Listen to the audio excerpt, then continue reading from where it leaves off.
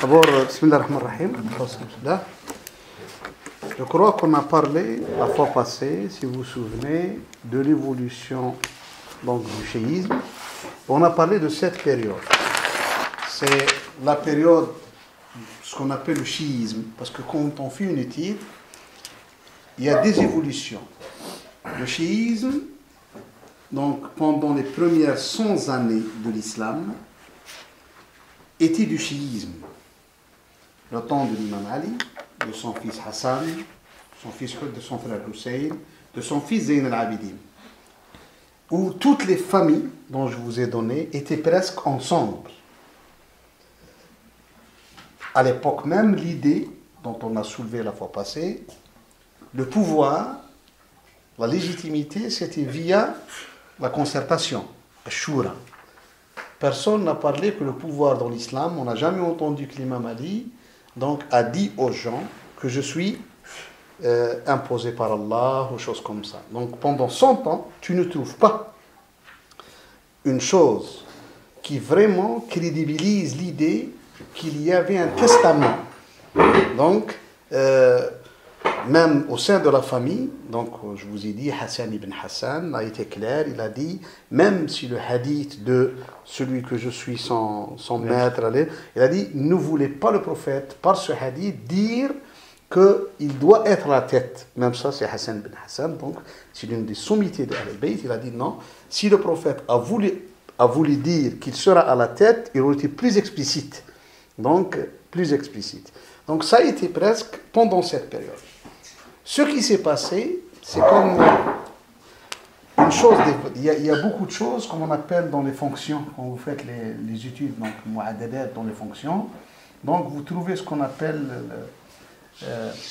khatt al-bayani, comme on dit là, quelque chose qui monte dans une fonction, donc on fait les mathématiques. Donc vous trouvez des fois des petites inclinaisons, comme ça. Donc c'est comme ça des fois, comme ça. Donc, il y a eu une inclinaison. Cette inclinaison s'est faite au temps de Baqir et Sadiq. C'était, dans la période que nous discutons actuellement, c'est entre 100 et 145. Donc c'est cette période. Donc la période des deux imams, Baqir et Sadiq. Et d'ailleurs, j'ai dit, qu'est-ce qui a été dit pendant cette période? Parce que cette période, on a vu l'évolution du chiisme vers l'imamat, vers l'idée de l'imam, qui n'a pas été pendant cette période, avec des nouvelles idées, parce qu'une nouvelle doctrine. Ce qui a posé problème à tous les études en histoire de l'islam, surtout les études académiques, parce que nous sommes confrontés à un dilemme où on a les références sunnites et chiites, généralement, qui ne disent pas la même chose. Qu'est-ce qui s'est passé exactement au temps de ce des imams? Si Baqir est mort en 117, généralement, il y a des gens qui avancent sa mort à 114, il y a d'autres tels que le Mas'oudi chiite à 126, donc un peu plus... Il y a d'autres qui disent qu'il est vers la 117e année. Et Sadiq est un peu après lui, c'est vers les années 145-150, c'est dans cette période. Donc, qu'est-ce qui s'est passé exactement? Quelles sont les nouvelles idées, les nouvelles choses qui ont été un peu propagées à droite et à gauche, que ces deux imams sont derrière? Il y a eu ce qu'on appelle une lutte au sein de ces familles, de leadership. Pourquoi? Parce qu'à la mort de l'imam Ali, à la mort de Abbas bin Abd al-Muttalib, l'oncle du prophète, à la mort de l'imam Ali, la famille était tout ensemble derrière Hassan. À la mort de Hussein, aussi, à Karbala, était derrière Hussein. À la mort de Hussein, comme on dit, la génération qui a vu le prophète, tel que Abdullah ibn Abbas, tel que Abdullah ibn Ja'far, donc, a commencé, donc elle a disparu. C'était un peu la deuxième génération. Cette deuxième génération a commencé par Zayn al-Abidin, Hassan ibn al-Hassan, qui est son cousin, Mohammed ibn al-Hanafiya, qui est leur cousin aussi. Donc, Ali ibn Abdullah ibn al-Abbas, qui est aussi leur cousin. Donc, on est sur la deuxième génération. C'est un peu un leadership. Et on revient toujours à l'histoire. Parce qu'après Hassan, celui qui a un peu dirigé les partisans de la famille du prophète, c'était Mohammed ibn al-Hanafiya. C'est le frère de Hassan al-Hussein, donc le fils de l'imam Ali, mais pas de Fatima. Donc pas de Fatima, radiallahu anha. Donc ce n'est pas le petit-fils du prophète, sallallahu alayhi wa sallam. Mais il est cousin, c'est le fils de l'imam Ali. Donc il fait point. À sa mort, c'était son fils Abu Hashim. Et là où il y a eu cette lutte d'influence, entre surtout Baqir, Abu Hashim, et pas Hassan ben Hassan, c'était le fils Abdullah ben Hassan, et Mohammed ben Ali ben Abdullah ben Abbas. On a eu une lutte d'influence qui doit être à la tête donc de toute la famille hachimite. Et c'est là où on va, cette lutte a eu deux effets. La première était entre le clan fatimide, donc les descendants de Hassan et Hussein, et les autres clans. Ces autres clans, un peu c'est les Abbassides qui ont eu la main haute dans les autres clans, parce qu'ils se sont autoproclamés qu'ils avaient un testament de la part de Abu Hashim. Donc c'est Abu Hashim qui leur a donné le testament à Mohammed ben Ali ben Abdullah ben Abbas. Donc, et par cette lignée, ils ont pu arriver à faire ce qu'on a dit, donc faire tomber les Omeyyades et l'installation de l'État abbasside. Et puis pour forger leur légitimité historique, donc ils l'ont forgé comme quoi que l'Abbas ben Abdul Muttalib, donc l'oncle du prophète, c'est le seul héritier du prophète. Le prophète, en étant mort, il n'a pas laissé donc d'enfants, il a laissé un oncle, et dans la culture arabe, ça s'appelle al-usba.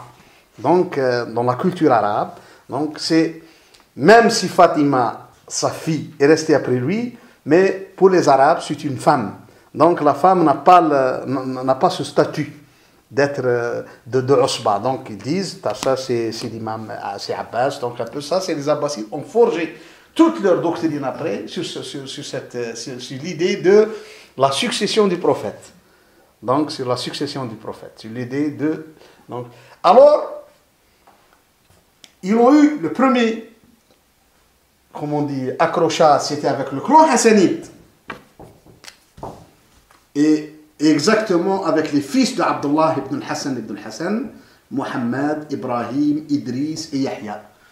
Mais le clan hassanide a eu une grande défaite avec Abu Ja'far al-Mansour. Après leur défaite, un peu le clan hassanide, quelqu'un quand il perd la bataille, donc il a été un peu éparpillé partout. Les deux grands sont morts, Mohammed et son frère Ibrahim. Par contre, Idriss est parti au Maroc, Yahya est parti un peu à la frontière de l'Azerbaïdjan et l'Arménie, donc dans cette région un peu très loin et tout ça. Donc chacun, il y a un dispersement de... Il reste le clan hassanide, le clan husseynide. Le clan husseynide, à la mort de Zayn al-Abidin, c'était Baqir. Baqir, pour s'autoproclamer imam, donc il est comme étant le chef de toute cette lignée, il s'est réclamé. La première chose, il a dit, personne n'a le droit de venger Hussein avant nous. Donc, c'est nous, ça s'appelle wilayat al-dam en arabe. Wilayat al-dam. Donc, comme on dit wali al-dam, wali al-dam, ça veut dire quand une personne tue une personne. Devant le qadi, ou bien on applique la loi du talion, que celui qui a tué doit être tué, ou bien il y a ce qu'on appelle la diya. Un membre de la famille. Oui. Il faut tuer un membre de la famille. Non, pas, non, ça n'existe pas dans l'islam. Il ne faut pas tuer un membre de la famille. Tu es celui qui a tué. Ça c'est justement cette loi, on jamais ça, ça c'était les anciennes traditions ancestraux qui se trouvent dans l'Arabie, tout ça. Donc, si quelqu'un tue un membre de telle famille, on trouve un autre membre de la famille, de l'autre famille, qui n'est même pas au courant, qui n'a même pas assisté, et peut-être qui n'a même pas accepté ce qui s'est passé, on va le tuer. Ça, c'est quelque chose d'inadmissible. Mais ce qui a été ordonné par la charia, qu'on ne tue que celui qui a tué. Donc la personne qui a commis le crime doit passer devant le juge et il ne faut jamais tuer hors cadre de l'État. L'islam, la religion musulmane, refuse donc de tuer quelqu'un hors cadre de l'État. Donc il faut tuer après jugement. Seulement, pour ne pas appliquer cette sentence, il y a un droit qui est conféré à ce qu'on appelle wali ad-dam. Ça veut dire le frère ou le parent du mort. Donc il accepte qu'on lui donne une somme d'argent. Donc ça s'appelle une diya.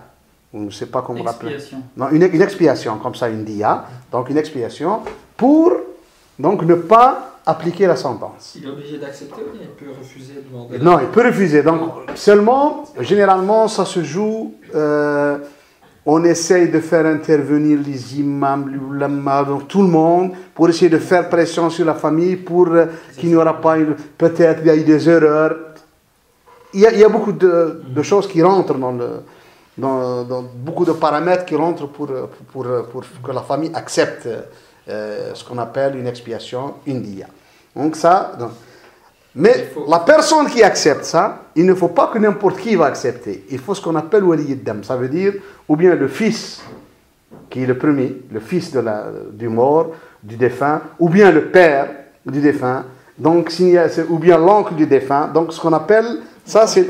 Non, les proches parents, c'est eux qui sont concernés par une telle affaire. Donc ça s'appelle wali ad-dam. Donc, l'imam Baqir, un peu de ce qu'on raconte, donc, et tout ce que je vous ai dit maintenant vient des références chiites. Hein. Je n'emploie pas ici les références sunnites. Parce que chez les références sunnites, on ne parle pas de ça du tout. Les références historiques du sunnite. Ils ont négligé ça du tout. On dit que, même chez les sunnites, je vais vous dire, pour eux, tout ça, c'est des choses, des mensonges qui ont été dits sur les imams. Il n'y a aucune vérité dans ce qu'ils disent. Par contre, voilà les chiites, comment eux, donc bâtissent leurs idées. Donc historiquement, il faut qu'on soit honnête. Voilà ce que disent les sunnites, voilà ce que disent les chiites. Donc moi, en tant que sunnite, des fois, je trouve du mal à accepter certaines choses, mais il faut que je sois clair et net et dire voilà ce qui a été dit. Donc, il a dit que personne n'a le droit avant nous, parce que nous sommes les héritiers de Hussein, vu que c'est notre grand-père direct. Donc avant les fils de Hassan, avant les fils d'Abbas, avant les fils de n'importe nous sommes. La deuxième, et ça ce qui me fait aussi, là, il y a eu un débat, donc l'évolution, ça il faut bien l'écrire et mettre dans la tête, l'évolution du chiisme actuellement ne s'est pas fait seulement avec des problèmes avec l'État omeyyade, même avec des luttes internes au sein de la famille, donc même avec des problèmes internes au sein du clan hachimite pour s'imposer et être imam. Il y a eu même entre Baqir et son frère Zaïd, qui a eu tous aussi des adeptes qui s'appellent les Zaïdites. Donc Zaïd, qui est mort par Hicham en 121. Donc Baqir s'est autoproclamé qu'il est imam plus que Zaïd, parce qu'il est plus savant que Zaïd.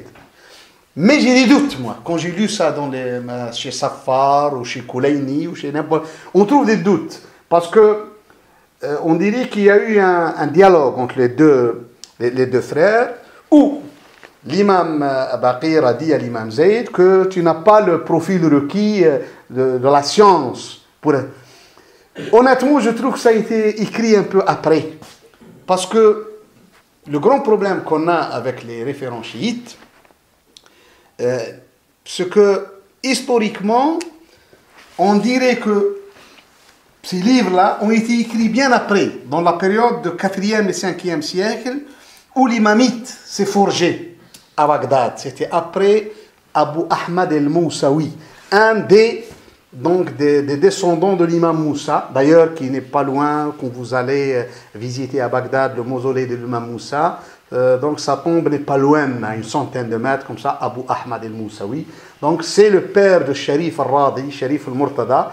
Et à mon avis, ces deux-là ont joué un très grand rôle dans ce qui s'est passé après, même dans le livre de Nahj al-Balagha, donc tout ce qui a été soi-disant que ça vient de l'imam Ali, des imams, il a été fait pendant cette période. Il n'y a pas de source zaïdite là-dessus.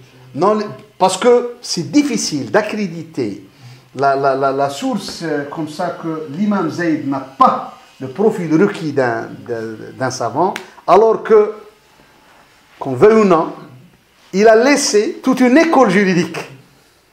Toute une école juridique. Donc son tort par rapport à tout ça, qu'il n'a pas dit deux choses. Il n'a pas dit que l'imam doit être nommé. Donc il n'a pas vu que l'imam est nommé. Il est resté toujours sur l'ancienne idée que l'imam doit être choisi par les musulmans. Et la deuxième chose, il a un peu fait la vénération d'Abu Bakr et Omar, qu'ils étaient tous les deux sur le droit chemin, et qu'il n'a jamais entendu un membre de sa famille dire du mal sur ces deux personnes.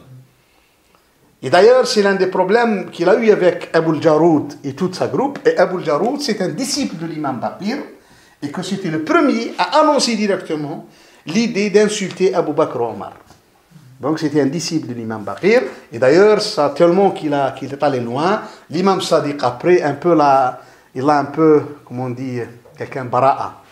Il a écarté, il a dit il n'est pas de nous, donc parce qu'il est allé trop loin en face les deux grands califes de l'islam après le prophète sallallahu alayhi wa sallam. Il a eu même tout un groupe qu'on appelait Al-Jaroudiyya. Donc ça, c'est l'un des problèmes de Baqir et Sadiq. C'est l'un de leurs problèmes d'ailleurs. Hein. Donc on a eu ce problème-là. Et la troisième, c'est l'arme du prophète. Aussi, ça m'étonne. Quand ça sort ça, j'ai lu ça dans les références chiites, il a dit, qui a parmi les... Donc, ça il a dit, face aux clans, aux autres clans, est-ce qu'un clan parmi les autres clans a l'arme du prophète, il l'a vu, donc nous sommes la seule branche qui a cette arme du prophète. Donc, et ça, quand je l'ai lu aussi dans les références chiites, ça me pose problème, en tant qu'historien, je dis, ce n'est pas une preuve. Je ne la vois pas. C'est une arme physique, c'est une épée, c'est quelque chose. Oui, c'est ça. Qu'est-ce qu'il a vu? Quels sont ces, comme ça, qu'on vous lisez dans les références chiites, hein? Donc, chez Koulayni, chez Safar, on dit, voilà, est-ce qu'il a vu ça? Il a dit l'imam, est-ce qu'ils ont vu ça? Est-ce que ça, voilà, qu'est-ce qu'il... Alors ça... Personne n'en a parlé. Même il est allé grave. C'est pour ça, je vois que c'était cette période qui a eu cette idée-là. Donc, que cette arme, on a commencé à parler de cette arme, et on parle même de ce qu'on appelle la raya, l'étendard, et on commence à parler des choses comme ça.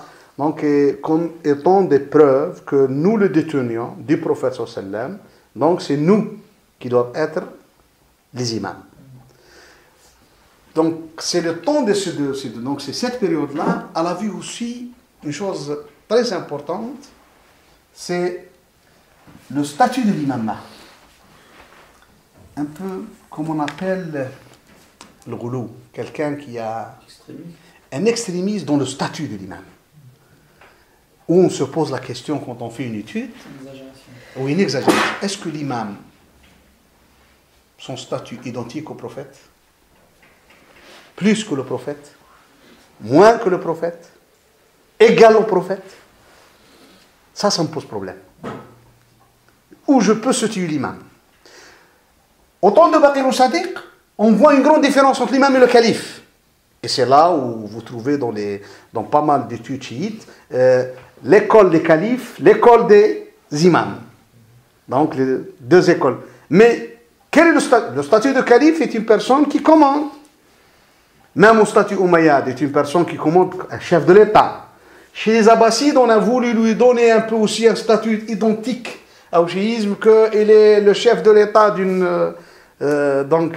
pour les affaires de la vie et pour les affaires de l'akhira, de l'au-delà. Donc on veut lui donner aussi cette identification, comme quoi qu'il a quelque chose, le calife. Mais le statut de l'imam, donc, me pose problème. Où je peux le mettre?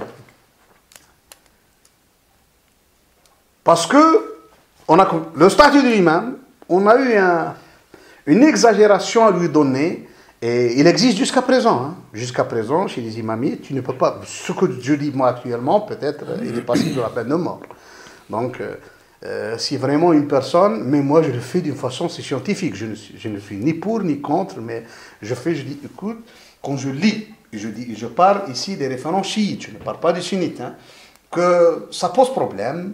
Est-ce que, et je le vois quand j'ai vu le testament de Khomeini, 89 après sa mort, il le place à un cran plus que les prophètes, plus que les anges. Il a dit Inna immatana la nabiyyun mursal wa la malakun muqarrab. Donc ça veut dire que on est dans cette culture, on est dans cette optique, ça a été dit à l'époque. Donc le statut de l'imam n'a pas été clair jusqu'on se pose la question quel est son statut? Égal au prophète, plus que le prophète Mohammed sallam, plus que Moussa, plus que Isa. Quel est son prophète? Quelle est sa position? Et ça m'a été dit une fois par un chrétien, dans une université catholique. Il m'a dit, explique-moi. Et c'est un professeur, il m'a dit, je veux bien savoir. Et c'est un orientaliste, il connaît bien dans l'islam. Il m'a dit, ça me pose problème, le statut. Je dis, oui, moi aussi, ça me pose problème. Je dis, moi aussi, je dis, ça me pose problème. Ça ressemble un peu au statut du pape, on peut lui dire... Oui, mais ça, c'est la chrétienté. Elle a une autre... Si on calque, des fois, même certains ça, ce que vous dites n'est pas totalement faux. Certaines études historiques donc, chez les chrétiens pensent que un peu les chiites ont calqué d'une façon indirecte le clergé catholique. Il a été calqué. Oui, de clergé, on dit voilà, avec cette... comment on dit, stratification. Oui, cette stratification, voilà. On a Cheikh l'Islam, plus pas Hujjat l'Islam, Ayatollah, tout ça, ça a été un peu. Il y a certains qui le disent, hein, dans les universités catholiques qui le disent. Ils disent poser la question, est-ce que les chiites n'ont pas sont pas inspirés du christianisme quelque part? Ça, ce que le disent. Quand vous parliez tout à l'heure du sabre du prophète, ça fait penser un peu à ce que font les chrétiens avec le sensuaire, des choses comme ça. Non, mais ça existe, ça. Ça existe, ça c'est dans les études historiques chiites, hein, parce que chez Safar, chez Koulayni, donc il y a d'autres, Yaqoubi, donc tous ensemble disent que voilà comment on dit, les preuves que l'imam Baqir a imposé à toute la famille, il est devenu le chef. Voilà. Puis on a commencé à lui donner son statut. Dans ce statut, on a commencé à parler de lui. Et la première chose, dans ce qu'on appelle al-wilaya, wilayat l'imam Ali. Donc un peu comme je vous ai dit, celui qui est son maître, je suis Ali son maître, tout ça. On a fait entrer cette wilaya dans le dogme. Ça veut dire, celui qui ne croit pas. Donc ça a été, elle rentre dans le dogme actuellement, qu'on ne croit pas que Ali est l'imam désigné par Allah. Donc on a commencé à parler de ça. Après le prophète, presque, il doit revoir sa religion. Dans le dogme. Et c'est là où je vous ai dit, on commence à avoir un problème dans l'exégèse coranique. On a le même Coran, certes, mais on n'a pas les mêmes tafsirs. Si vous ouvrez par exemple ici, dans Surat Al-Ma'ida, قل إنما وليكم الله ورسوله الذين آمنوا الذين يقيمون الصلاة ويؤتون الزكاة وهم راكعون. Donc pour les imamites, c'est l'imam Ali. Donc il est désigné parce que l'imam Ali, donc ce que racontent eux, a fait une sadaqa, donc une aumône religieuse, et il était en plein prosternation, donc en plein ruku', pas sujoud, ruku'. Il a dit à quelqu'un qui demande donc un mendiant qui est venu, donc il a enlevé sa bague, il lui a donné. en plein prosternation. Donc ça, chez les sunnites, c'est une autre explication de ce verset coranique. Il dit ce verset a une liaison avec le verset d'avant. Parce que qu'est-ce qui s'est passé? Des Amidines, quand il y a eu le conflit entre les Bani Qaynuqa, le premier conflit des Juifs de Bani Qaynuqa et le prophète sallallahu alayhi wa sallam, les Bani Qaynuqa avaient des liens, des alliances avec certaines personnes de la tribu des Khazraj. Et à la tête, Ibn Saloul, donc qui était un peu devenu après le chef des Munafiqoun. Donc ils disent que quand il a eu ça, Ibn Saloul est intervenu auprès du prophète pour que cette tribu de Banu Qaynuqa soit épargnée, parce qu'elle a fait beaucoup de mal aux musulmans. Et il y a eu même entre le prophète sallam et Ibn Saloul donc un peu une comment on dit un débat. Il y avait une autre personnalité des Khazraj, c'est Ubada ibn Samit, qui était aussi, il avait la même alliance avec les... Il est venu voir le prophète sallam. Il a dit, ce que Ibn Saloul a avec eux, moi aussi je l'ai. Mais moi, je coupe cette alliance et je prends l'alliance du Allah et de son prophète et des croyants. Et c'est là où le verset a commencé en disant Ya ayyuhalladhina amanu la tattakhidul yahuda wan nasara awliya ba'duhum awliya'u ba'd. Ça n'était que une comment on dit takmila, quelque chose qui était derrière. Donc ça, ce qui s'est passé, ça n'a rien à voir avec ce que nous dites. Dans d'autres ayats, sur Al-Baqarah, vous arrivez à وَمِنَ النَّاسِ مَنْ يَشْرِي نَفْسَهُ ابْتِغَاءَ مَرْضَاتِ اللَّهِ. Pour les chiites, c'est l'imam Ali. Pour les sunnites, non. Si vous allez par exemple, وَالَّذِي جَاءَ بِالصِّدْقِ وَصَدَّقَ بِهِ. Pour les sunnites, c'est Abu Bakr. Pour les chiites, c'est l'imam Ali. Donc, et on se trouve donc pas mal. Donc même des versets, des fois, qui c'est étonnant. Pour, par exemple, certifier certaines choses ici. Donc, on commence à dire l'imam, pour qu'il soit un statut, qu'est-ce qu'il doit avoir? Il doit avoir la science. Il doit être infaillible. Mais comment il doit être infaillible? Comment il doit être infaillible? Et c'est un problème qui se pose jusqu'à présent, l'infaillibilité d'un imam. Donc, ils disent que, ça quand j'ai lu dans le Kafi, et même chez Safa, ils disent, j'ai posé la question à l'imam. Il a dit, les péchés ont pour cause 4 choses. Al-hirs, quelqu'un qui veut... L'avidité. Oui, non. L'avidité, ça s'appelle al-hirs.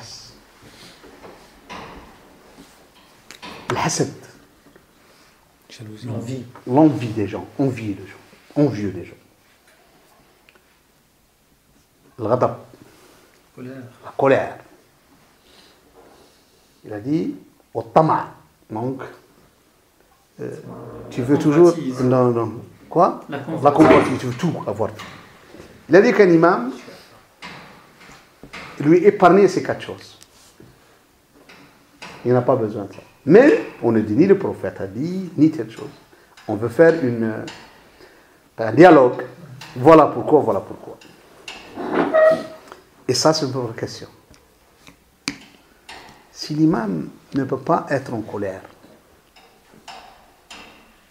alors que dans le Coran, les prophètes sont tombés en colère. Le Coran, quand il a parlé sur Moussa, il a dit qu'il a eu une colère. Celui de son frère. Oui, il a dit, il a jeté les tables et tout ça. Donc, dans les hadiths, on mentionne que le prophète sallallahu alayhi wa sallam, des fois, est tombé en colère. Comme juste quelqu'un a dit une fois, j'ai divorcé ma femme 100 fois, le prophète il a dit, écoutez, est-ce que vous jouez avec le Coran et je suis entre vous, parmi vous, comme ça? Donc, c'est un peu, on commence à bien réfléchir. Donc ça pose problème. En plus, en tant qu'historien, je le dis, cette idée-là était même chez les scepticismes. Parce que, comme je vous ai dit, l'évolution s'est faite entre aussi les problèmes internes. Après ça, dès qu'on a eu une autre branche, non du doucimane, c'est les septicimans, ce qu'on appelle les Ismaéliens. Quand ils étaient dans leur fort à Al-Mout, à une certaine époque, aussi leurs imams, qui le croyaient aussi, pour eux, il était infaillible, a dit que tout est permis. C'est fini, il n'y a plus de... C'est après la secte des assassins. Oui, c'était dans la secte des assassins, donc c'est Al-Mout. Ouais. Eh bien, on a jusqu'à présent ce qu'on appelle les Alevis. Donc, même ils sont en Belgique, hein, dans la région de Charleroi. Ils ne font ni Ramadan, ni rien du tout. Il y en a en Turquie. Ils boivent l'alcool. Et tout. Donc, pour eux, tout ça, c'est permis. Pourquoi? Parce que l'imam, à une certaine période, qu'on le croit infaillible, c'est un problème qui se pose. Est-ce que l'imam peut changer et abroger? C'est pour ça, dans ce statut, qu'est-ce qu'il est? On revient toujours au statut. Qu'est-ce qu'il est? Quels sont ses droits? S'il est infaillible, tout ce qu'il dit, on doit le croire, on doit le prendre. Est-ce qu'il peut abroger la charia? Et c'est une chose qui va se poser pour l'imam Mahdi. Si on doit attendre l'imam Mahdi et tout ça, moi j'ai dit à une personne, est-ce que l'imam Mahdi est pour nous ou pour les gens qui font les injustices? Parce que si tous ces hadiths sont vrais, que ce soit le Mahdi sunnite ou le Mahdi chiite, ça ne m'intéresse pas. Mais si tous les hadiths sont vrais, ils disent que l'imam Mahdi, comme ça en arabe, يملأ الأرض عدلا بعدما ملئت جورا. Ça veut dire qu'il va instaurer la justice sur terre après que la terre est remplie d'injustice. Donc les gens qui doivent craindre l'imam Mahdi, c'est bel et bien les gens qui font les injustices. Donc il n'a pas un autre message. Il ne va pas abroger l'islam, il ne va pas abroger la charia, il ne va pas abroger le Coran, il va pas. Donc, il n'est pas détenteur d'une nouvelle religion. Donc ça c'est important de le citer. Donc c'est pour ça le statut lui-même, ou bien on doit le croire comme eux, ils sont libres, c'est leur dogme, donc on doit le croire et dire voilà, ou bien en tant que libre penseur. Et je le dis bien, libre penseur. Je dis non, je ne peux pas marcher. Je ne peux pas marcher. Je ne crois pas que ce statut-là, donc Allah a donné un statut d'infaillibilité à part à ses prophètes. Comme ça, en lisant le Coran, un verset m'interpelle dans Sourate Al-Imran. Dans Sourate Al-Imran, il y a un verset coranique qui dit ما كان لبشر un être humain أن يؤتيه الله الكتاب والحكم والنبوة. Elle est dans Sourate Al-Imran, vous pouvez la lire en français. Je peux vous la montrer, vous la lire. Donc, il dit ما كان لبشر أن يؤتيه الله الكتاب والحكم والنبوة ثم يقول للناس كونوا عبادا لي من دون الله.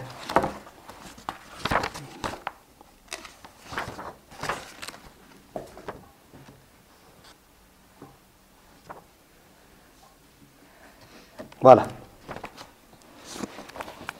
Il ne conviendrait pas à un être humain à qui Allah a donné le livre, la compréhension et la prophétie, de dire ensuite aux gens, soyez mes adorateurs à l'exclusion d'Allah.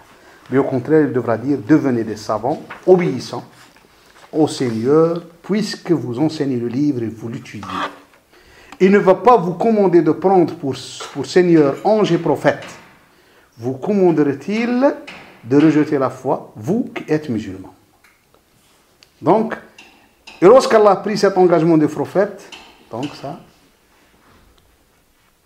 quand je lis ce verset-là, ça veut dire que l'infaillibilité a été donnée juste aux prophètes. Pourquoi? Parce que c'est des gens qui remplissent un message, donc, de Dieu, d'Allah Tabaraka wa Ta'ala. Pourquoi le Coran il a dit ça? Pourquoi ce verset? Parce qu'il y a l'être humain. Il y a l'être humain. L'être humain, il a des tentations. C'est un être humain. Quand le Coran il dit dans un autre verset, Inna al-insana la yadgha ar-ra'ahu istaghna. C'est dans Sourate Al-Alaq. dans Sourate Iqra, que la personne dit qu'il devient riche, il se croit supérieur. Innal insana yatgha. Je dis, donc, l'être humain, en tant qu'être humain, il a cette tentation. Dès qu'il a de l'argent, il commence à devenir donc arrogant. Dès qu'il a le pouvoir, c'est l'être humain, il a comme ça. Il y a des choses qui sont corrupteurs. Il y a des gens même, par exemple, dès qu'ils ont la science, ils deviennent un peu des gens qui ont de la science, avant, ils commencent aussi à avoir de l'arrogance, à voir que tous les gens ne connaissent rien. Eux, les seuls, s'ils voient quelqu'un, par exemple, parler dans le Coran, lui ne connaît pas, c'est moi le seul qui doit parler de. Il y a beaucoup de gens, parce qu'ils sont ados. Il y a un problème. Donc, ça me pose problème. Donc, si Allah Azza wa Jal a donné cette infaillibilité, c'était au prophète, pour qu'il ne soit pas tenté. Par contre, ça me pose problème.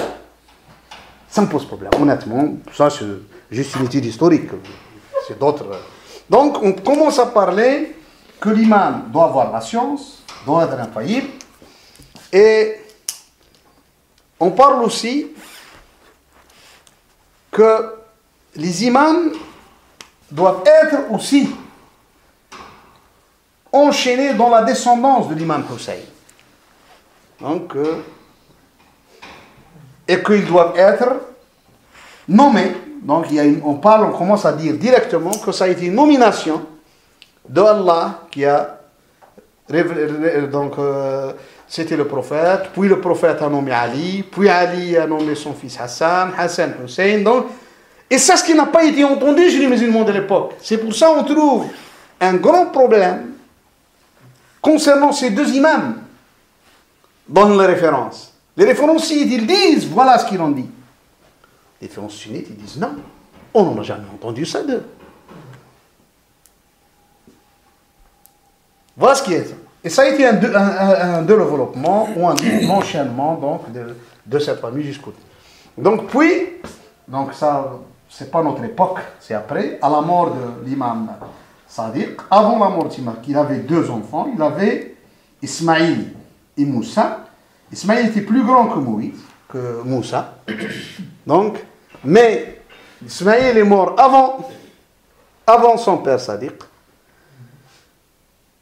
Les gens, ils disent que, donc, automatiquement, ce sera le fils d'Ismaïl. C'est Mohammed ben Ismaïl ben Ja'far al-Sadiq qui sera imam après son père, après son grand-père. L'enchaînement sera comme ça. Il les a appelés les septissimains. Donc, et les autres ils disent non, dès qu'il est mort et Sadiq est toujours vivant, ça veut dire l'imama c'est celui qui reste vivant après son père, c'était Moussa. Donc, et on a commencé à dire les imamites. Donc c'était la seule. Mais les septissimains, quand on va voir après, sont devenus c'est eux qui ont causé les problèmes au monde sunnite pendant 2 siècles. Donc durant tout le 3, 4e, 5e siècle, c'était une grande guerre menée par les septissimains qui ont fait même des États. Donc l'État fatimide. Et puis après eux aussi, c'était la grande offensive de ce qu'on appelle donc al-Hashashin, les assassinats, le Batiniya, le Qaramita. Donc ça a été à la pose. Alors que les duodécimains, c'était presque à Bagdad à l'époque, où ça a évolué. Donc parce que c'était un peu Moussa qui est mort à Bagdad. Et on a vu cette aussi. Et elle a joué un rôle au temps de Ma'moun avec son fils Ali Rida qui est mort à Tous. Donc c'est un peu actuellement la ville de Mashhad en Iran. Puis aussi son fils Mohammed, qu'on l'appelait Mohammed al-Jawad. Donc puis son fils donc Ali al-Hadi. Donc puis son fils Al-Hassan. Donc qui est le 11e imam. Donc aussi il y a eu beaucoup de discussions sur est-ce qu'il a laissé une descendance dans son nom, même dans les chiites. Donc ça, c'est un peu ce qu'on a. Le prénom de Moussa, c'est la première fois qu'on le voit à ce moment-là Oui. Je veux dire, dans toute la généalogie, Oui. c'était Hassan, Zaïd. Oui, c'est comme ça. Et là, on a Moussa. Oui, on a Moussa. Mais je veux dire, c'est pour le lien avec. Non, Moussa, c'est Haroun. Ja'far Sadiq a nommé son fils Moussa. Donc il a eu Moussa, il a eu Ismaïl, il a nommé deux. Donc, Mais généralement, quand on utilise un ouais, prénom, non, c'est peut-être aussi pour. non, je sais pas. Non, je ne crois pas ça. C'est l'imam Ja'far Sadiq. Il a eu beaucoup de fils, mais il a eu Ismaïl puis Moussa. Donc ce sont ces deux fils. Donc. Il y a eu des conflits dans l'histoire de les Septimans et les duodécimains. Généralement, ils n'étaient pas sur la même longueur d'onde. Mais actuellement, on assiste, ça fait presque les 30 années depuis la révolution islamique en Iran et l'État iranien, on assiste un peu parce que les Septicimains, après la défaite des assassins, après la défaite des Fatimides, un peu se sont épargnés dans le monde. On trouve par exemple les Druzes, qui sont une faction, on trouve les Alaouites de Syrie, on trouve les Alivis en Turquie, on trouve les Bahara, on trouve aussi les gens de la Rakhan en Pakistan, en Inde et tout ça. Donc ils se sont un peu dispersés. Non, l'Ahmadiyya c'est une nouvelle faction, c'était juste en 1850, c'est le 19e siècle. Et le problème de l'Ahmadiyya, que Ghulam Mirza Ahmed s'est autoproclamé que lui-même prophète. Donc c'était son grand problème, qu'il a été un peu aidé par les Anglais, parce qu'il abrogeait le djihad. Pour lui, il n'y a pas de djihad et tout ça. Mais à la base, il était quoi? À la base, peut-être il était chiite, comme Ali Janah, le fondateur du Pakistan, il était chiite. Mais lui, son problème, qu'il est même peu s'est distancié parce que les chiites ne se sont jamais autoproclamés prophètes. C'était imam. Donc c'est le statut d'imam qu'on a joué. Donc on a donné à l'imam un grand statut, mais on n'a jamais s'autoproclamé. On ne trouvera pas dans l'histoire du chiisme, on trouvera quelqu'un qui s'autoproclame comme étant un prophète. Mais imam, oui, ça a été toujours proclamé imam, que ce soit chez les Septicimains ou chez les Duodécimains. Le mot imam a toujours existé. Donc, et on lui a donné un statut, donc un grand statut, donc, que l'étude historique nous pose à poser la question pourquoi tout ce statut-là à l'imam. Donc c'est pour ça, moi, si vous vous souvenez, je vous ai dit que ça nous mène avec l'idée de la théocratie, d'une façon convaincue. Un pouvoir théocrate, donc un pouvoir basé sur la théocratie. Donc seulement, ça c'est un peu l'idée qui, voilà comment se développe, mais je suis juste dans la première moitié du 2e siècle de l'Itir. Donc parce que aussi il y a une évolution après, donc c'est vers de l'imama, vers les duodécimains. Donc et puis aussi on verra une évolution ici, parce qu'ici il était coincé, donc pendant 80 ans, donc ce qu'on appelle la Ghaïba. Ghaïba Soghra, les gens qui étaient en contact avec l'imam, et ainsi de suite, et ainsi de suite. Il y a jusqu'à présent des gens qui se disent être en contact avec l'imam. Donc l'imam, Sahib Zaman, comme je dis, celui qui va venir à la fin des temps, choses comme ça. Il y a des gens qui s'autoproclament, qui ont toujours ce contact. Et tu te poses la question, est-ce que c'est vrai, est-ce que c'est non, tout ça, c'est... Mais c'est une culture. C'est une culture. Tu ne peux pas dire à une personne... qui est vraiment chiite, ça n'existe pas. Tu ne peux pas lui dire ça, tu ne peux pas le convaincre. C'est une culture, il faut faire avec, il faut l'accepter. C'est pour ça, moi, j'ai toujours appelé à une coexistence pacifique. Donc, je ne vois pas, par exemple, l'idée que les sunnites et les chiites seront ensemble, une coexistence pacifique. On n'a pas les mêmes. C'est pour ça que je vous dis, quand tu trouves, par exemple, l'idée, ça, l'enchaînement, il est basé sur un verset coranique.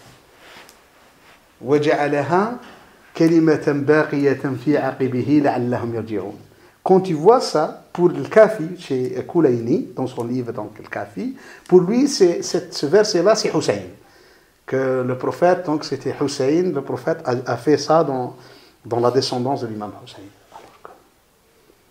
Moi, je vous pose cette question. Quand j'ai lu ça, je vous dis dans les références chiites, je ne dis pas dans les références sunnites. Donc, ça pose problème. C'est très difficile de revenir à... Donc c'est pour ça, j'étais clair et net, je ne sais pas si vous m'avez compris la fois passée, je vous ai dit que l'islam a eu 3 versions. Donc j'ai dit ça, je dis la version sunnite, la version chiite et la version kharijite. Comme je vous ai expliqué, c'était comme des autoroutes. Ces autoroutes-là, des fois, on peut faire un peu comme on dit en Allemagne, de l'Autobahndreieck, un croisement. Ils peuvent se croiser, mais qui ne mènent pas au même but. Donc, Il y a beaucoup de gens, par exemple, tu fais une bifurcation, tu vas dans l'autre. Il y a beaucoup de gens qui disent je suis salafiste. Ça veut dire sunnite. Mais il prend une bifurcation, il devient kharijite. Il y a beaucoup de salafistes qui vivent vers le kharijisme. Donc, il n'arrive pas vraiment à voir où est la ligne qui permet de ne pas franchir, de ne pas, parce que tu es sur une ligne, tu te balances de l'autre côté. Donc, ces lignes-là qu'il faut, les lignes à ne pas franchir. Donc, un peu, c'est trois versions. Donc, l'islam kharijite dont on a parlé, l'islam chiite, la version chiite de la religion musulmane. Voilà. La version, elle est devant vous. Donc, c'est parce que tous les familles-là, or, sont devenues sunnites. La famille hassanide, c'est une famille sunnite. La famille zaydite, elle est presque, c'était jusqu'à ce qu'on appelle cette récupération faite par les imamites des Houthis au Yémen. Avant, c'était un peu en bonne entente avec les sunnites, ça n'a jamais eu de problème. Et même le fiqh zaydi, par ces grandes personnalités telles que l'imam Shawkani, Sahib qui est San'ani, Sahib Kitab al-Awtar, Subul al-Salam, Boulough al-Maram, tout ça, c'était un peu un fiqh sunnite, hein. Il est accepté chez les sunnites. Donc les sunnites le prennent, le hadawiya, les fatwas, tout ce qu'ils disent, il est pris en considération par les sunnites. Donc il est presque identique et très proche du fiqh hanafite dans pas mal de choses. Donc ça n'a jamais été posé un problème dans le monde musulman. Donc par contre le fiqh imamite, donc il a un peu évolué, ainsi que le fiqh ismaélien. Le fiqh ismaélien, il est presque devenu hors islam, de façon qu'on le veuille ou non. Son évolution, parce qu'il a évolué dans les Encore le fiqh. Ils étudient encore. Le fiqh imamite. Aujourd'hui. Oui, le fiqh imamite, il est fort. Hein? Non. Enfin, pas ismaélien. Non, ismaélien, c'est pas. Le fiqh ismaélien, il a évolué dans un autre contexte après sa défaite, 5e, 6e siècle et tout ça. C'est un peu dans la sirriya, comme on dit, dans la clandestinité totale, opaque. Donc, et puis il a un peu, comme on dit, quitté les rails carrément. Les 5 prières, il suffit que tu dises Ali, Fatima, Hassan, Hussein, Mohsin, tu as fait tes prières. On a commencé vraiment, que ce soit chez. Parce qu'il est devenu sectaire. Et c'est un problème qu'on doit tous le revoir dans l'histoire de l'islam. Est-ce que l'islam. Et c'est un problème que la mouvance islamiste actuelle doit bien réfléchir. Est-ce que l'islam évolue de ce qu'on appelle les organisations secrètes? Ce qui a été fait par les frères musulmans, le tandim sirri, le jama'a sirri, le jama'a. Est-ce que c'est vrai ça? Est-ce que islamiquement, c'est pour ça moi je refuse l'idée qui a été faite par Mounir al-Ghadban dans son livre sur la Sira Nabawiya. Ainsi il dit que le prophète par exemple a fait à la Mecque ce qu'on appelle Jahriyat al-Da'wa, qu'il a un peu proclamé dans la Da'wa à l'islam, mais il a fait tandim, Sirriyat al-Tandim, une organisation secrète. Ça n'a pas été fait. Pourquoi? Parce que pour faire passer tes idées-là, tu calques quelque chose sur la vie du prophète sallam? Non. Le prophète a été clair, il n'a pas fait de tandim sirri. Je ne crois pas ça. Il ne l'a pas fait. Il y a une clarté. Parce que dès qu'on fait des groupes comme ça secrets, on ne sait pas ce qui se passe. Et puis il y aura toujours double langage. L'un des problèmes des frères musulmans à travers l'histoire, par exemple, dans les 100 ans, dernières 80 ans, c'est ce qu'on a appelé, au temps de Hassan al-Banna, l'organisation secrète, par Abd al-Rahman al-Sanadi. Allah était celle qui a dirigé les frères musulmans, mais en cachette. Et c'était un peu la main rouge des frères musulmans. On a tué le Qadi Khaznadar, on a tué pas mal de choses, sans même peut-être qu'Hassan al-Banna était au courant. Il était un peu responsable, mais pas coupable. Il y a beaucoup de gens, je dis que non, je dis, oh, tu crois que. Non, je dis non, il y a la responsabilité, oui. La culpabilité, non. Et c'est un problème peut-être aussi qui ne va pas plaire aux frères, si je le dis aussi ça, mais c'est une vérité historique. Moi, je suis un libre penseur. Donc c'est un problème. Et les Ismaéliens, en faisant ça, un peu, ils ont déraillé, parce que c'était un groupe secret, tu ne sais pas. qu'est-ce qu'ils font? Chez, par exemple, les Druses, on ne peut pas faire la prière qu'après 40 ans, par exemple. Et on a une certaine prière. Donc, et ainsi, ainsi, ainsi. Et c'était des groupes, et des groupes, et des groupes, et des groupes. Personne ne peut. Les Druzes, ils travaillent dans la police israélienne actuellement. Il y a beaucoup de Druzes. Oui, donc c'est un problème dans les Ismaéliens. Par contre, le fiqh imamite aussi, il a fait un pas, mais elle a fait un pas juste en faisant référence à leurs imams. À leurs imams, pas plus. Tu ne trouveras aucune référence à d'autres personnes. Aucune. Personne n'est pris en référence. Ni les autres califes, ni les autres compagnons, ni les autres imams musulmans, ni les autres écoles juridiques. La seule école qui est prise en compte, c'est l'école imamite. Donc c'est pour ça qu'on va arriver à ce point-là. Donc on a aussi ici la taqiyya, développement de la taqiyya. Donc aussi, et on a ici développement de l'khumous et ainsi de suite, ainsi de suite. On va voir. Donc, tout à l'heure vous disiez que les élites, leur fiqh il est proche des Hanafites. Vous dites que ces derniers temps, qu'il y a une récupération. Oui, oui. Voilà, Houthi. Houthi, elle a été récupérée par les Iraniens. Elle devient imamite. Elle devient imamite, Houthi. Mais ça ne veut pas dire que l'ensemble des élites. Ça, je ne sais pas ce qui se passe à Saada. Mais j'en suis clair et net en disant qu'il y a eu, à travers la République islamique, donc dans les 30 dernières années, il y a eu un grand travail de récupération, pas seulement des Zaïdites, qui a été fait en Syrie, la récupération des Alaouis syriens, peut-être en Turquie, peut-être au Pakistan. Donc on essaie de récupérer tout le monde chiite sous la coupe. Hein. Donc du moment maintenant qu'ils n'ont plus ce qui a été, ils vivent reclus dans des petits groupes et tout ça. Est-ce qu'on peut dire que les élites c'est des chiites quand on regarde leur développement? Pour moi, c'est pas des. Il n'y a rien de comparable entre. C'est pour ça entre la masse musulmane. Entre la masse musulmane. Et la famille du prophète, il n'y avait pas un problème pendant les 100 premières années. Toute la masse musulmane supportait la famille du prophète. Parce que tout ça n'était pas dit. Hein. Quand il y a eu un peu l'éloignement, c'était ça. C'était ces idées-là. C'était le statut de l'imam, c'était comment dire, la place de Abu Bakr Omar. C'est ça qui a un peu éloigné donc, des gens, des grandes sommités comme Bakr et Sadiq de la masse musulmane. Donc, et ça, je reviens à ça. Maintenant, je vais passer à la deuxième étape avant de terminer. Pourquoi? Qu'est-ce qu'il y a eu? Tout ce que je viens de dire vient de certaines personnes chez les chiites.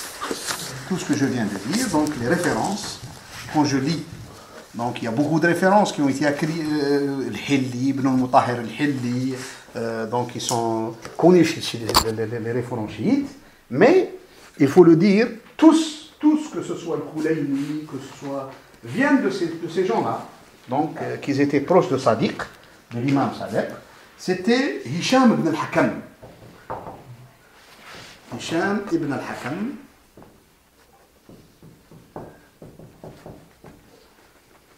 Puis Amran ibn A'yun.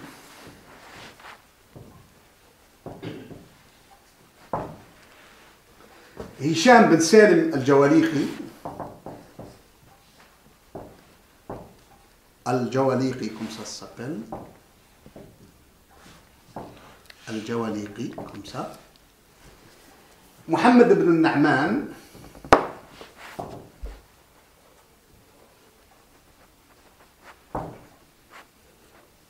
Connu sous le pseudo, ou bien l'alias, Mu'min al-Taq. Mu'min al-Taq.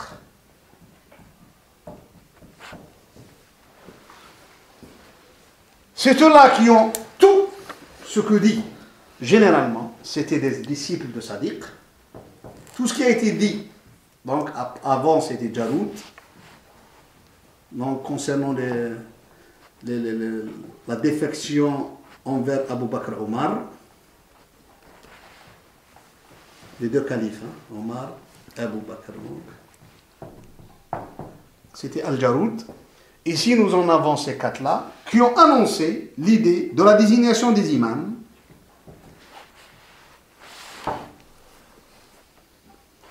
Donc, le statut des imams,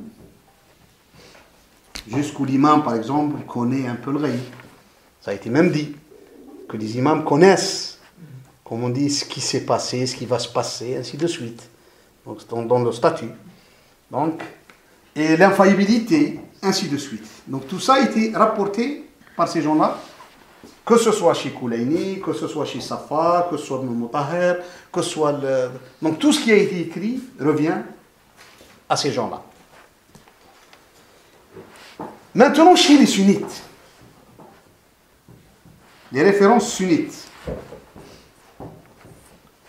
la première chose qui interpelle quelqu'un qui fait des études historiques, l'imam Baqir, généralement, même son fils Sadiq, malgré leur sommité, n'ont pas eu une grande place dans les références sunnites. N'ont pas eu, par exemple, Baqir, il est presque, je dis comme quelqu'un qui est dans la même lignée de Zuhri, par exemple, qu'il a eu Zuhri, Sha'bi, Al-Awza'i, dans le hadith. Donc ces gens-là, que ce soit Zuhri, qui était sommité de l'Hijaz pendant cette époque, Sha'bi, qui était la sommité de l'Irak dans cette époque, ou bien Al-Awza'i, qui était la sommité de Sham, donc de la région de Damas et cette région, Liban et tout ça. Donc Taouri, c'est après. Donc parce que tous ceux-là sont morts avant 120 de l'Hijr. Donc ils avaient c'est la même époque de Baqir. Donc tous ont vu les compagnons, ont eu un contact avec les derniers compagnons du prophète. Donc, mais lui, Baqir n'a pas eu cette place. Malgré que, on est sûr. Ici, je trouve, honnêtement, chez les sunnites, une bonne déduction de Ibn Sa'd في الطبقات. Ibn Sa'd في الطبقات, dans son livre Tabaqat, qu'est-ce qu'il dit? Il dit honnêtement comme ça, sur Baqir, il dit كان ثقة كثير الحديث. C'est un homme honnête. Et il avait connaisseur de hadith. Il connaît dans les hadiths. Mais, ليس يروي عنه من يحتج به. Comment dire rouat, comment on les appelle, les transmetteurs. Il dit, ceux qui transmettent sur lui n'étaient pas dignes de confiance. Donc, pour lui, c'est un savant, honnête, ainsi de suite, connaisseur dans le hadith et tout ça. Mais son problème, c'était les gens qui transmettaient sur lui n'étaient pas des gens honnêtes. Dignes de confiance, comme ça. Tiqa. Dignes de confiance. Ce problème-là, ça veut dire que son problème, c'était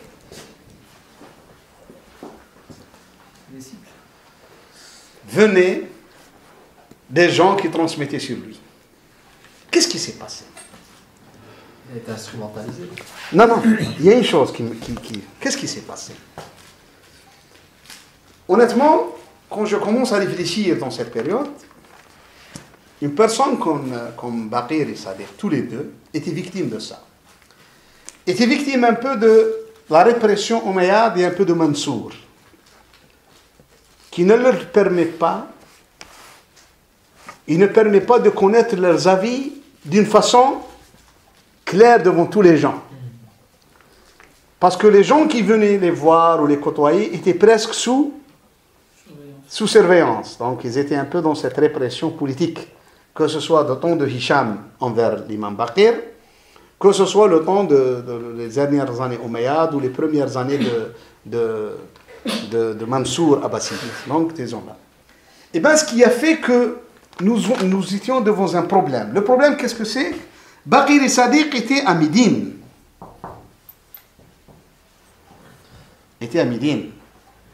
D'ailleurs, je conteste l'idée chiite que Fatima, la fille du prophète sallam, sa tombe est inconnue. Ça, je la conteste. Non. Quand vous rentrez à Al-Baqi', à quelques mètres à la droite, il y avait Fatima, Abbas, l'oncle du prophète, l'imam al-Hassan.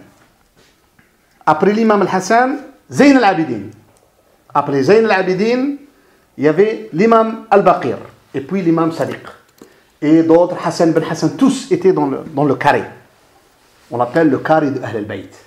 D'ailleurs, jusqu'au 18e et 19e siècle, les chiites, quand ils rendent des visites, les chiites imamites, à Fatima, ils pleuraient devant sa tombe, puis ils passaient la tombe d'Abbas, ne disaient rien à Abbas, et pleuraient devant la tombe de Hassan. Donc un chiite dit non, je suis contre la démolition de leur mausolée, parce que pour moi, il y a une valeur historique, une valeur musulmane à ces gens-là, à cette famille. Quand même, c'est notre famille, donc je ne suis pas biologiquement affilié à cette famille, mais pour moi, j'ai beaucoup d'amour et de respect envers cette famille, sans exception. C'est une famille prophétique. Allah a sa place dans mon cœur. Ça, malgré que je ne suis pas arabe et je n'ai aucun lien donc biologiquement avec cette famille, mais ça demeure pour moi, Allah a sa place dans le cœur des musulmans. Donc, donc, ces deux-là, et puis je vous laisse la question, ces deux-là vivaient à Médine. Les gens qui les rencontraient à Médine ne disaient sur eux que du bien. Ce qu'ils entendaient d'eux, c'était ce qu'ils entendent de tous les ulamas, donc, mais les gens qui leur faisaient, qui venaient de l'Irak, ce qu'on appelle les partisans, racontaient d'autres choses. On était devant un problème. Le problème que les gens qui les côtoyaient à Médine les voyaient comme des sommités, ils n'entendaient que du bien d'eux. Par contre, les gens qui venaient de l'Irak leur rendre visite et partaient, racontaient d'autres choses. Racontaient ce que dit le prix, ce qu'on a dit. Et on était devant un problème entre ceux qui les connaissaient sur place, ceux qui les ont côtoyés parmi les grands imams de l'islam, tels que Abu Hanifa, tels que l'imam Malik. Ils disent que nous n'avons jamais entendu d'eux, comme ça, il était clair et net, Abu Hanifa, quoi que ce soit concernant Abu Bakr Omar. Jamais. Et des fois, je dis, écoute, entre Abu Hanifa et Hisham ibn Mu'min Adam, pour moi, Abu Hanifa, ils sont, parce que il faut prendre la shahada, comme on dit, le témoignage d'une sommité. Abu Hanifa, c'est une sommité, il n'était pas anti-Ahl al-Bayt. C'est une personne qui était très proche de cette famille, qui l'aidait, qui a toujours été avec. Même après lui, Shafi'i, qui était très proche de cette famille aussi, dans ses positions politiques et tout ça. Même l'imam Malik, qui a été très proche de Nafs al-Zakiyya, d'Abdullah ibn al-Hassan, de cette famille, n'a jamais raconté quoi que ce soit concernant ces deux imams. Donc c'est pour ça, ces deux imams ont toujours leur place dans le monde sunnite. Mais pas la même, on n'a pas la même image. Dans le monde sunnite, l'image de Baqir et de Sadiq, c'est des grands imams, quitte à une personne comme le Cheikh Shaltout al-Azhar, a émis une fatwa dans les années 60, qui dit que ce n'est pas un problème si je prends des fatwas de l'imam Ja'far al-Sadiq.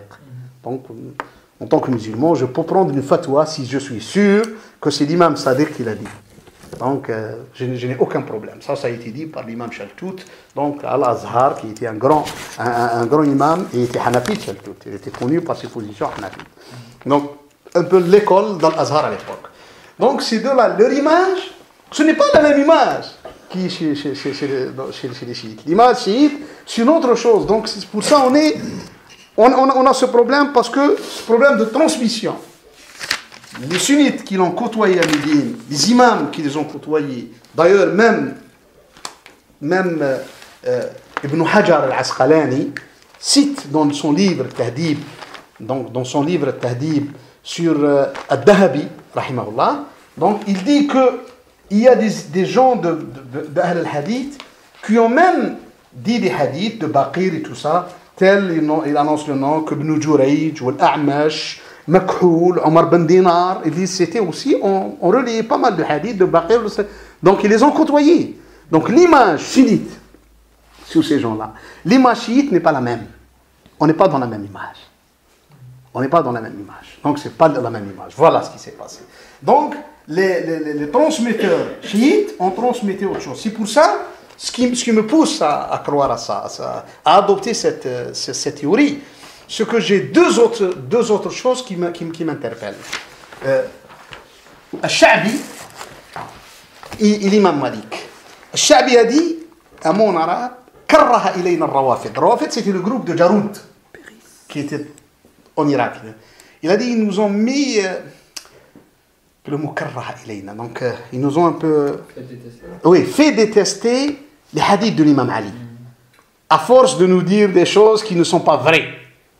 Donc, ça, c'était Sha'bi. Et l'imam Malik a été interpellé concernant son livre Al-Muwatta, qui a été mis en 145 de l'Hijri. Ils ont dit, pourquoi tu n'as pas relié beaucoup de hadiths de l'imam Ali? Il a dit, j'ai un problème, parce que tous les transmetteurs sur l'imam Ali ne vivent pas à Médine. Ça veut dire, je ne prends pas les hadiths qui sont transmis par les gens de l'Irak. Les gens qui venaient voir les imams et disent qu'ils nous ont dit. Je ne prends pas ce hadith, je n'ai pas confiance en eux, ils ne sont pas dignes de confiance. Et ça, on revient à ce qu'a dit Ibn Sa'd dans Tabaqat. Donc Ibn Sa'd a dit vraiment comme on dit quelqu'un quand il met sa main sur la plaie. Il a dit, le problème est là. C'est un problème des gens qui ont transmis. Des gens qui ont transmis sur ces imams-là. Ça, c'était Ibn Sa'd. Et l'imam Malik était clair, il a dit, et même ça, il a dit, donc, ça a été un peu pour l'imam Malik, une règle dans le hadith. Il a dit, ça a été une règle pour lui, hein. Il a dit, le hadith sort de chez nous, donc de Médine, le lieu du prophète. Il sort comme ça, il a dit, shibr, comme ça. Hein? Comment on dit ça, shibr. Il a dit, juste comme ça, 20 cm. Un empan. C'est un empan, c'est ça. Non, il a dit comme ça. C'est une coudée. Et quand il revient chez nous, il a dit juste comme ça, mais quand il revient comme ça, très grand comme ça. Donc, il part en Irak comme ça, et en Irak, on le gonfle, donc, il revient à Médine comme étant un autre hadith comme ça, alors qu'au début, il était que comme ça. Que petit hadith. Donc il a dit qu'il soupçonnait qu'en Irak, on fabrique des hadiths, on essaye de transformer les hadiths, de leur donner. Donc, ça, c'était une machine à fabrication directe des hadiths. Hein. Pas seulement chez les chiites, hein, en toute honnêteté. Hein. Même chez d'autres. Hein. Donc, c'est pour ça que l'imam Bukhari a eu un grand problème. Il a trouvé 1 million de hadiths. Si on fait 1 million de hadiths, on caque la vie du prophète, à mon avis, on aura un problème. À mon avis, on aura un problème. Parce que ça veut dire que depuis qu'il est là, il n'arrêtait pas de parler jusqu'à sa mort. Il n'avait pas le temps pour faire autre chose. Donc ça, c'est des problèmes. Là. Donc ça, c'est un problème qui s'est posé à travers l'histoire de l'islam. J'espère un peu avoir contribué un peu à faire avancer le débat.